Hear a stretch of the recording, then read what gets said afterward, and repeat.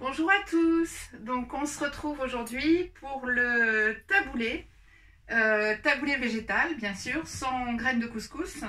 Donc je vous montre la petite planche avec tous les ingrédients, donc je mettrai la liste des ingrédients, toujours pareil, sur la vidéo de YouTube. Donc on a le chou-fleur en petits bouquets, le persil que j'ai fait un petit peu à l'avance pour pas perdre trop de temps pendant la vidéo, le céleri, la cébette, la ciboulette, le concombre et la menthe. Donc beaucoup de menthe, beaucoup d'herbes. Et là j'ai la petite planche où vous avez ce qui ne va pas passer au robot, ce qu'on va mélanger à la dernière minute, c'est-à-dire un oignon rouge émincé et les petites tomates coupées en petits morceaux. Donc on va commencer par le chou-fleur. Donc on va donner un premier tour de moulin pour mettre le chou-fleur en tablé. Donc, la dernière fois on avait fait en riz, donc voilà, je vous avais dit l'importance en fait d'avoir un robot transparent pour arriver à voir le grain. Voilà, si vous voulez du riz, si vous voulez du taboulé, de la semoule, ça peut être différent. Donc là on va... Voilà, donc là on est entre le riz et la semoule. Mais on va en profiter pour mettre tout le verre. Donc on va en profiter pour mettre la menthe, que j'aurais peut-être dû couper un petit peu d'ailleurs. Alors hop, ça, j'ai coupé la menthe, j'ai effeuillé le persil, la cébette, la ciboulette, hop, voilà.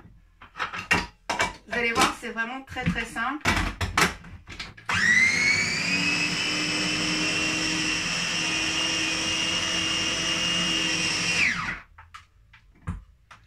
Là, on va insister un peu parce qu'en fait, il y a des branches qui ne sont pas encore prises dans le... Et donc, comme on veut de la semoule, je veux dire, c'est pas grave si le chou-fleur tourne un petit peu plus que d'habitude. Bon, là, on va être bon. Voilà. Donc là, c'est même parfait. Voilà. Donc, on va verser dans le saladier avec notre petite spatule. Alors là, je ne l'ai pas sous la main, donc je vais prendre le couteau. Et hop. Donc là, je rajoute un tout petit peu de concombre en dés et je vais rajouter l'oignon et l'oignon rouge et les tomates. Je vais arroser d'un petit jus de citron. Alors, je vous expliquerai pourquoi pas trop assaisonner et le raisin sec. Je vous expliquerai pourquoi ne pas trop assaisonner le chou-fleur, parce que si on l'assaisonne un petit peu trop, d'ailleurs, moi, je ne vais pas saler du tout, je vais juste poivrer et mettre un petit peu d'huile d'olive.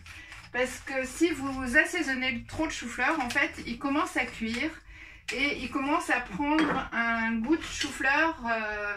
voilà, qui est pas... On va mettre un petit peu d'ail des ours aussi. Et le chou-fleur, en fait, c'est... Voilà, moi, je sais que je n'aime pas du tout le goût cuit. J'adore le goût cru. Et un petit peu d'huile d'olive. Et voilà. Donc, on va mélanger.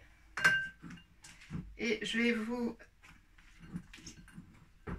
Voilà, on a un taboulé. C'est presque un taboulé libanais. Donc sauf que c'est pas une semoule de blé, voilà, pour tous les gens qui sont sans gluten.